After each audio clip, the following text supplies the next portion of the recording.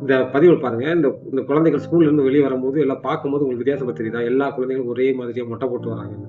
இதுக்கு பின்னாடி ஒரு காரணம் இருக்கு. என்ன தெரியுமா? என்னன்னா இந்த ஸ்கூல்ல படிச்சுக்கிட்டு இருந்த ஒரே ஒரு குழந்தைக்கு கேன்சர் வந்துருச்சு. வந்ததுனால அதுக்கு ட்ரீட்மெண்ட் எடுத்திருக்காங்க. தன்னுடைய முடி கொட்ட ஆரம்பிச்சுருச்சு. அந்த குழந்தைக்கு ஒரு அலோன் ஃபீல் வந்துருச்சு. நம்மள வந்து எல்லாரும் ஒதுக்கிருவாங்க. நான் மொட்டையாயிட்டேன். ஸோ எனக்கு ஒரு இன்ஃபீரியாரிட்டி காம்ப்ளெக்ஸ் மாரி அந்த குழந்தைக்கு வந்துருச்சு. ஸ்கூலுக்கே போக வேணாம்னு ஒரு முடிவுல இருக்கும்போது அந்த விஷயம் அவங்களுடைய டீச்சருக்கு தெரிய வரும். அந்த டீச்சர்ட்ட போன உடனே அவங்க குழந்தைகள படிக்க மட்டும் வைக்காம, அவர்களுக்கு மனிதாபிமானத்தையும் கற்றுக் கொடுக்கணும்னு சொல்லிட்டு ஒரே நோக்கத்துல, இந்த குழந்தைக்காக நம்மளுடைய ஸ்கூல்ல உள்ள எல்லாரும் ஒரே மாதிரி ஸ்டெப் பண்ணுவோமே!